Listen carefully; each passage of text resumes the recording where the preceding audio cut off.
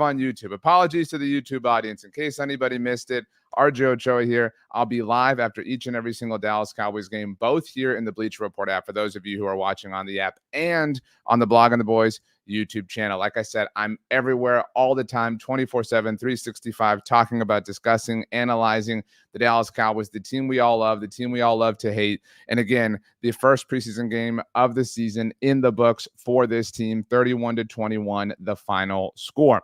So we have some comments on the BR side of things. Yo J Money says, bet the Browns have a better season than the Cowboys this year. Kaput 1971 had a clapback to that. Mech Daddy 1234 said Dallas is not going to the playoffs this year. Might as well face the music. Terrell Go said, you talking about practice, not the real game, but practice. Stop trolls. Shout out AI, not the software that does a lot of things for us in life. If you know, you know. Freddie Andrews said, I thought Dallas was going to run the ball. It didn't look like it to me. And Fred Howard said, I agree, all Cowboys haters. So the thing about um,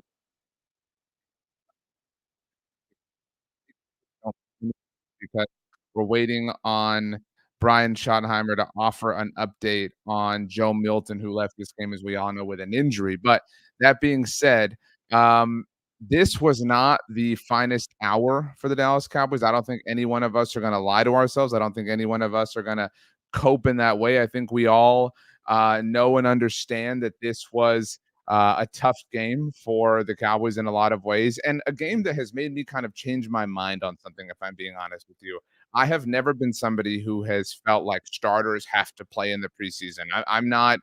I don't have a problem with it if you feel that way. I've never felt passionately that starters should sit in the preseason either. But in the past, when I've had to pick a side, I've always agreed with the side of being cautious, especially because I'm a Cowboys fan. We're all Cowboys fans that were coming off of a season in which the franchise quarterback missed over half of it because of an injury. So you come all this way, right? Like this was our first football game since January. You want to protect that. You're scared. You're nervous. Maybe I'm coming and have been coming from a place of fear. So I don't want to see the Cowboys obviously lose somebody significant. But seeing how slow the Cowboys started tonight, seeing how kind of hazy, foggy things were for the offense, I gotta say I might be coming around. I might be willing to say that starters should be playing. And I understand I don't have a clapback for the people who argue things like Patrick Mahomes played for the Chiefs tonight. Joe Burrow played for the Bengals this week, right? Like you see starters across the NFL for, playing for coaches whose decision making we trust. So I gotta say I'm kind of that mindset. Karam on YouTube says, I liked what Phil Mafa did tonight. Davis Sanchez says Joe Milton has a long way to go. Let's start right there because those are the main takeaways. I do a stock report for those of you who don't know. I'm deeply offended that you don't, but I do a stock report after each and every single Dallas Cowboys game. That's already in the can. It's going to be coming out in just a little bit here. Top winner, top stock up for me, running back Phil Mafa. Super awesome, super great. If you have believed in Phil Mafa, if you thought he could offer something to this team, I think you felt justified tonight. Now, it was a matter of, I hate to call it coincidence, but just the coincidence of the sequence of events that got us here, right? Jaden Blue getting hurt in practice this week obviously opened the door for Phil Mafa to get more opportunities. But Phil Mafa, I think we've associated him in a I put us all in this box, right? I put us all in this box where we all just kind of lazily said, "Oh, he's a bruiser, he's a thumper, he's that guy, he's the thunder to somebody's lightning, to Jaden Blue's lightning." But Phil Mafa runs effortlessly, runs smooth, runs, I mean, just seamlessly. It looks so effortless the way he glides, just obviously with an enormous amount of power. I'm not ready to fully, I tweeted this during the game. I'm not ready to like fully say this with all of my chest, but I think I've posed the question out loud several times in the last few months, like who's going to lead this team in rushing. I kind of would buy stock in Phil Mafa right now. In fact, 2 weeks ago in my dynasty league of record, I know some of my league mates watch the show. What's up, fellas? I went and picked up Phil Mafa. And anytime I make a Cowboys move, they're all like, "What's going on? What are you doing? Whatever, blah blah." And I'm very happy about that. I think Phil Mafa, again, more than anything, I think Phil Mafa proved on Saturday night that he has to be given opportunities. He has to be given a legitimate chance to help this offense because he absolutely can. Now, for all we know, Jaden Blue can. For all we know, Miles Sanders can. For all we know, Javonte Williams can. But the point is that we've only seen this offense, this team in one exhibition game without most of the starters with Phil Mafa in tow. So that is some important context. Again, you don't want to get carried away, but I do think it's very, very fair to say that Phil Mafa was a very clear winner from Saturday. Also, if you care about who actually won this game, I would advise you to just like float back down to earth a little bit. Nobody cares. Although it is funny that the Cowboys have not won their first preseason game in a year since 2017. That's kind of interesting. On YouTube, Johnny Boy RN says this was hard to watch. Difficult to see if this was shoddy, lacking confidence, or if this is what to expect. I know he said vanilla, but damn. Timmy Pratt says Mafa running style looks a lot like Murray to me. Yeah, I think that's really great. It's a great comp. Feels like DeMarco Murray, like a kind of hungry, attacking, not quite. We hear a lot. I'm an Arizona State Sun Devil, forks up, baby. And Cam Scadaboo is one of those like angry runners, right? Like wants to punish you, wants to just make you pay for trying to tackle him. I don't view Phil Mafa that way, but an aggressive elegance is maybe the way I would put it. Which DeMarco Murray is a great comp. I love that. And I think within that, I know we were going to talk about Joe Milton. And still, so here's an update, by the way. This is Patrick Walker of DallasCowboys.com and Tommy Yarish of DallasCowboys.com saying, and Nick Harris, the 4-star Telegram, Joe Milton suffered a bruise. He got hit in the elbow. Nick Harris's tweet says Joe Milton suffered a bruised elbow. He should be all right. So all seems okay with Joe Milton from the long-term perspective. Let's go ahead and talk about that because I think that we can still think the same things. Okay. If you're somebody who, like me, was excited when the Cowboys traded for Joe Milton, you can still feel excited. But I see you in the comment section. DFW, so what happened to Milton? I didn't see the last touchdown drive. Oh, that's what you were saying. He got hurt. He bumped his elbow, obviously, had to come out. Will Greer came in and scrambled in for the last touchdown. Karam says Joe Milton had a slow start in the second quarter. I would not say, I'm not trying to be argumentative or difficult or debate. I would not say that Joe bounced all the way back, right? Like I would say, Joe Milton's, first part of the game kind of put him at like negative 30, from like a total score standpoint. And maybe he clawed his way up, but I think he finished the game like at -6. You know what I mean? Like I still think it was a tough. He leads my stock down as far as players for the Cowboys. I mean, and I didn't have a lot of individual players just because it's a preseason game. I had things like the injury bug or Brian Schottenheimer. From a play calling standpoint, not playing starters, things like that, more philosophical things. But Joe Milton, I think, is easy. It's low hanging fruit, but he played poorly. And I tweeted, a lot of people thought it was funny. A gif of Happy Gilmore during this game. Like that's Joe Milton. Like this is a dude who has one speed. My son loves this video that I've showed him before of this dog that the dog's owner is spraying a water hose. And just like squirts the water hose, and the dog's like trying to get the water, and he's like he's just like trying to like bite the water almost. And like that's Joe Milton. Like he has no touch on the ball. And I'm not saying these things like I can do this. I want to be very clear. Like it's a very difficult thing what we're accusing Joe Milton of not being able to do. He is enormously talented. He is enormously athletic. There is zero doubt, zero hesitation, zero debate to that idea.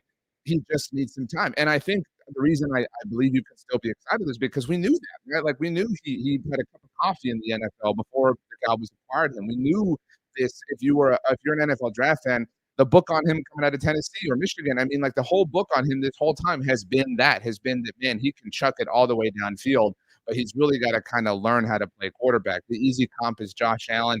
No one is saying that Joe Milton is going to be Josh Allen. We're just saying that it can be done.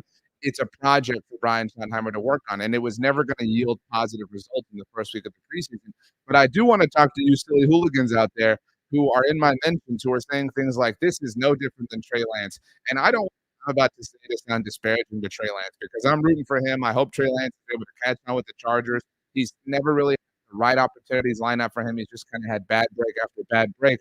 That being said, this is completely different from Trey Lance. If you look at the one game that Joe Milton played, and you're like, oh, this is the same thing. Like, is he very raw? Yes, in that sense, he's very similar to Trey Lance, but he's also only on the second year of his rookie contract. He's also, getting attached to a coaching staff and an offensive head coach and an offensive play caller who are going to be able to develop him for the long term. The circumstances surrounding who he identically is to Trey Lance could not be more different. So if you think these are the same situations, they're not. They might be the same materials, but they're in the hands of very different chefs and very different cooking staff overall. Excuse me. On YouTube, let's see here. Johnny Boy RN says Mafa didn't make one thing clear. This team will need either Williams or Sanders, but not both. I'm not ready to go that far, but I do think that that's fair to maybe say.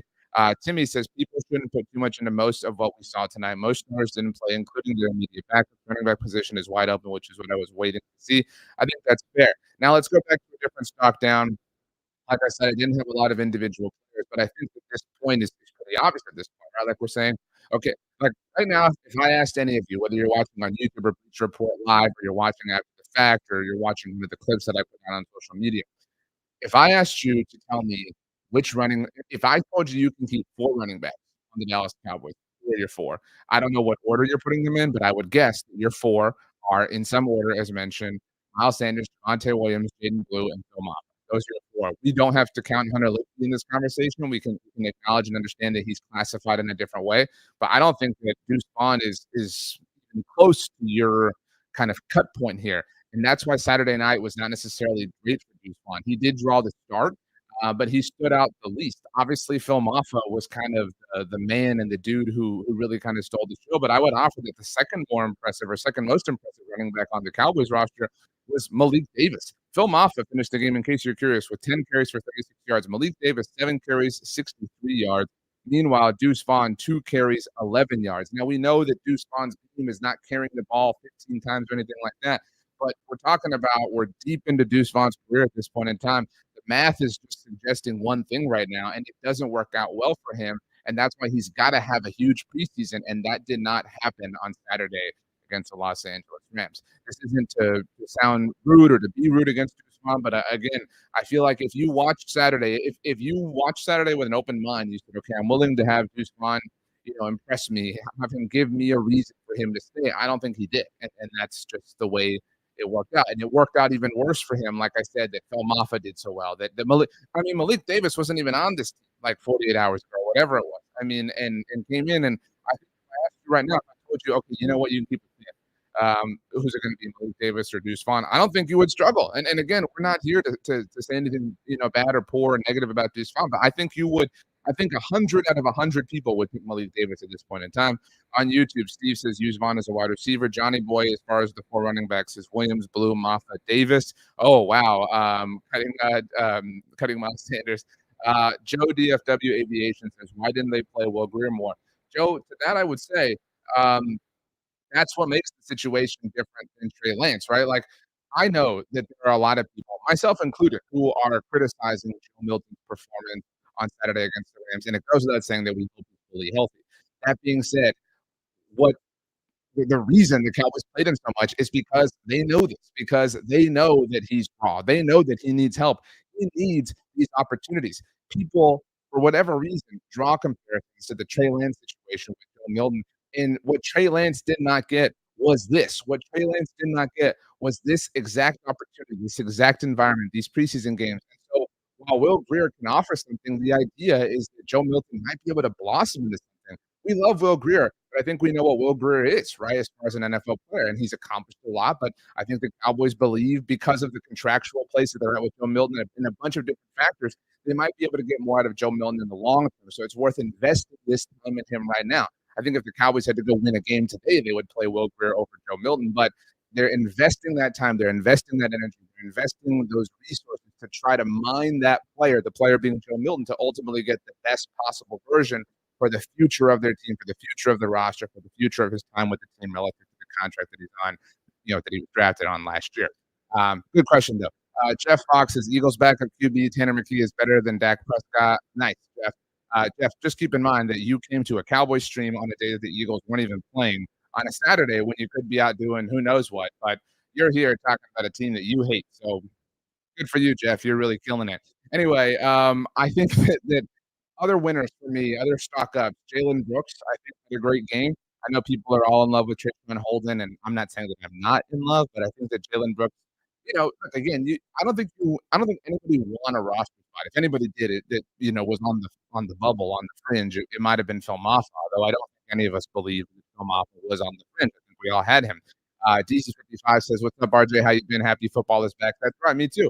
And ultimately, I'm really happy. Like, think about these things that we're talking about. Like, think about the conversation we're having. Even if you're pissed off about Joe Milton or Deuce Vaughn or whatever, like think about right now. Okay, we're sitting here and we're quibbling about this player and that player and this throw, and Joe Milton threw it too hard, and this player didn't make this catch, and the defense got worked, whatever. Have we said the name Micah Parsons once? I mean, and I'm not saying that in a way that I'm sick of Micah Parsons because I am sick of the situation, but in no way because of anything that Micah himself has done. But holy crap, tell me it did not feel good or it does not feel good to be talking about actual football things instead of the Cowboys and their insistence on making this a big drama fest. Like the football took care of things on Saturday. And for that, I think we should all be very, very grateful. It feels nice for the thing that this thing is supposed to be about, that it was actually the thing that it was about, as opposed to it being something else because they're the Dallas Cowboys. But I digress. On YouTube, Karam says, I liked Sean Holden. He got some catches. He did. Timmy Pratt says 83 played well. That's right. Talking about Jalen Brooks, making sure we're not missing anything from Brian Schottenheimer in his press conference. Brian Schottenheimer on the game in general. This is a quote as shared by ESPN's Todd Archer. It wasn't the storybook beginning. He lamented the lack of discipline and mistakes. He liked the effort, but it has to be about more than effort. I'll ask this question out loud. Okay. Question for you, whoever you are. I know you're great. I know you're wonderful, so you don't have to tell me. But question for you. Do you believe that starters in the NFL should play in the preseason? And you can pick whichever game you want that to be, whether you think they should play in the first game, the second game, the third game, whatever. Obviously, the preseason has changed since the move to 17 regular season games. But do you believe they should? Because I didn't used to be. I didn't used to be. I was scared. All right. I was a nervous Nelly. I did not want the starters to play for fear of getting hurt. But after seeing the Cowboys on Saturday, and I'm not trying to just react to one game, I've kind of changed my mind. The Cowboys were very slow and very sloppy. They had a single yard of total offense in the first quarter of this game. Now, that was only through 2 possessions. Again, we shouldn't be overly dramatic about, situations, but, I mean, again, if we acknowledge that players like Patrick Mahomes and Joe Burrow, and those are just 2 examples, but, I mean, if they're playing in the preseason, I think that having seen what happened on Saturday against the Rams, I think I'm kind of open to it. I think I'm changing my mind. I think I'm of the mindset Brian Schottenheimer, you can, and I don't think these are empty words by any stretch, but you can talk about culture, you can talk about toughness, you can talk about physicality. All those things looked like they belonged to the Los Angeles Rams early in this game. Now, granted, the Rams didn't play starters either, but you need something to kickstart this thing, right? Like you need that initial juice. If you're going to jump the car, the electricity has to come from somewhere, and maybe that could come from your starters. It's an opinion that I'm workshopping, but I'm curious if it's one that you share as well. On YouTube, Alex says my audio is pretty bad. I'll look into that. I definitely will.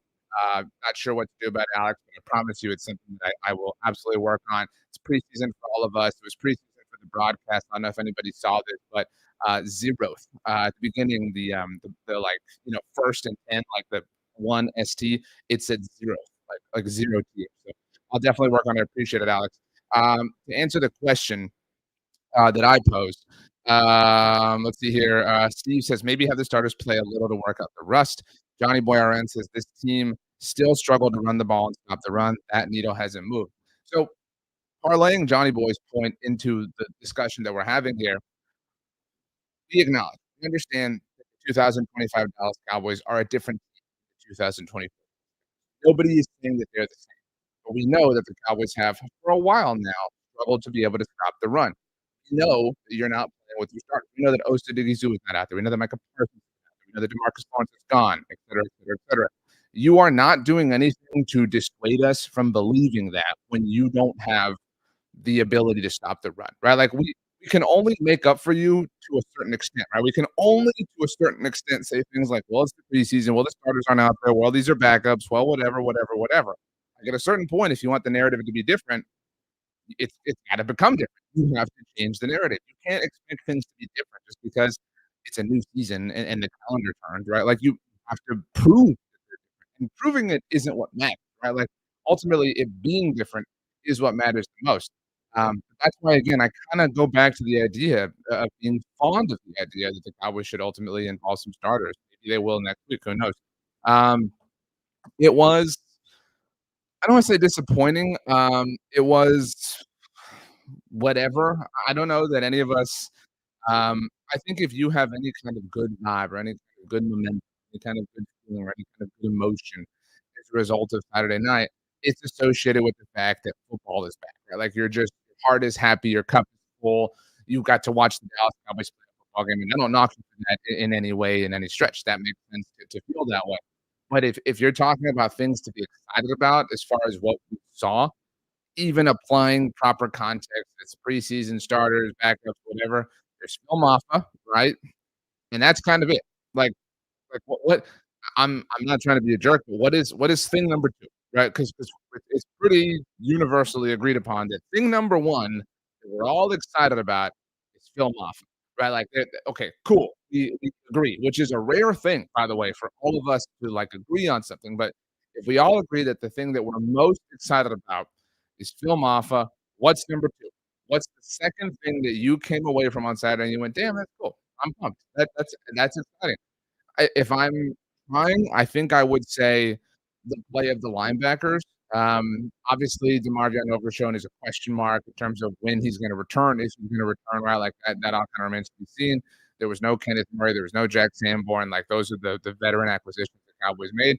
Maris Liufau was a winner for me, stock up for me. I think he was in incredibly physical. I think Maris Liufau was the most physical player on the Dallas Cowboys defense on Saturday against the Rams. And shout out to my fellow Gator, Jamar James had an almost amazing interception. And I'm not trying to like almost only counts in horseshoes and hand grenades type thing, but man, Shamar James really played. And we like that is one thing that we have said collectively. If you've heard anything I've said over the entire offseason, it's that I'm very excited about the play of this linebacker group because of defensive coordinator Matt. I know there are people who saw what he was, how he was as a head coach for the Bears last year, and have made up their mind. They feel a certain way. He stinks. He's not going to get it done. Blah blah blah blah blah. Matty Berflus is the linebacker whisperer, and that already proving to be true, even through one game that requires an inordinate amount of context, obviously because it's preseason and all that jazz. Shamar James and Maris Liufau, I thought both played very, very, very well for the Cowboys. Still, St. Louis, 98,000 says Sloppy Joe, sloppy game. Alex Storm, Brandon Aubrey hasn't forgotten how to kick. That's a good take, but that's true. That was very, very, very good. But again, ultimately, I think Phil Maffa looked good. Shamar James, Maris Liufau, Brandon Aubrey, if you want to go that far. Jalen Brooks popped. Keyshawn Holden popped, right? I thought, Jim McCropper, Ryan Flournoy had moments. I think the take we're going to see get kind of, jump out, I think, over this coming week. Like by Tuesday, the conversation on the internet is going to be if you're a Ryan Flournoy truther, if you're a Jalen Crawford truther, if you're a truther of somebody who right now is on the outside looking in at the 53-man roster, somebody who's a pass catcher, your slant this week, and it's fair to take this slant to be clear, is well, how can you evaluate them when Joe Milton's, airmailing it, right? Joe Milton's sailing it over my dude by 50 yards. Like, what's Ryan Flournoy supposed to do? That's a fair question. I don't disagree with that. And so in that sense, it will be interesting to see how much Will Grier plays next week, right? Like, are the Cowboys in a position where they're trying to evaluate these players because you have to balance what you're doing, right? Like, there's the growth and cultivation that needs to take root for Joe Milton, obviously, because Joe Milton is very important, right? If Joe Milton is the backup quarterback for the Dallas Cowboys. I'm sorry. Like, I know that there are people who are upset that he wasn't perfect on Saturday, but he is QB2 for the Dallas Cowboys. And that means, like, he's a moment away from being the starting quarterback for this team. So he has to be ready. Right? You have to water that plant. But at the same time, you have to be able to, learn which receivers, which pass catchers, which offensive linemen, et cetera, are doing their jobs properly. And Will Grier's probably that guy, right? Like he's probably your litmus test from an evaluation standpoint. That's the catch that the Cowboys have to play. It's a balance and it's a dance that has to kind of go multiple and different almost simultaneously, but that's why they're the coaching staff. John D. Dose, did Clark get hurt? Not to my knowledge. Can we talk about, by the way, I'm making sure I'm not missing anything. Can we talk about, well, Davis says, talk about stock down Coach Shoddy. I think he's a stock down from a play caller standpoint. And I mean, like, I say that in the just most like minimum way. Like it barely meets the qualification for me to make him a stock down. I'm not gonna have a hard takeaway. Is he a stock down? Yes. I'm not running from it. I'm not hiding from it. I'm not sugarcoating it. Ryan Schottenheimer, as an offensive play caller, was a stock down. We don't know the full intentions. We don't know how much the Cowboys were trying to do this X, Y, Z, whatever. So in that sense, it's difficult to fully paint the picture. That being said, it would have been nice to see some more creativity because the successes, if you wanna call them that the Cowboys had on offense against the Rams were mostly derived from players doing amazing things, right? Like Phil Mafa just impressing us, right, over and over again. The Joe Milton touchdown was like him finally, learning how to throw a touch pass. Will Greer on the move, right? Like they weren't things that were schemed open. And again, like I recognize and I understand I don't wanna say keeping all your tricks in the bag, but not showing your cards. Like nobody wins if you do that. We understand this. It was a pretty dry game from Brian Schottenheimer, and if you were waiting to be inspired, like the kid in The Incredibles, who's when Mr. Incredible's like, "What the hell are you looking at? You're waiting for whatever," and he's like, "I don't know, something amazing to happen." Like, we were that little kid, you know what I mean? Like, we were the little kid in The Incredibles looking at Brian Schottenheimer on Saturday saying, "Yeah, we're waiting for something amazing to happen," and it just didn't happen, right? That doesn't mean he sucks or he's a loser or he's the wrong guy for the job, but we were waiting for something amazing to happen, and it did happen in The Incredibles, to be very clear, spoiler alert, but it did not happen for the Dallas Cowboys and Brian Schottenheimer. So, what we can take away from that is that right now, Brian Schottenheimer is not Mr. Incredible. He could be at some point in time, but he's not, and we'll still be the kid, the next door neighbor waiting for that amazing thing to happen. But we should talk about, by the way, comment from, YouTube. Alex says people still haven't figured out there's a reason Milton's the backup. Pretty good reason for that. Let's hope he settles down. I agree with you. Um, what I was gonna say is we have to before we leave, we have to talk about the CeeDee Lamb thing. Like CeeDee getting blown up by an official was absurd. I mean, it was just absolutely absurd. That was it's funny and hilarious because he's okay.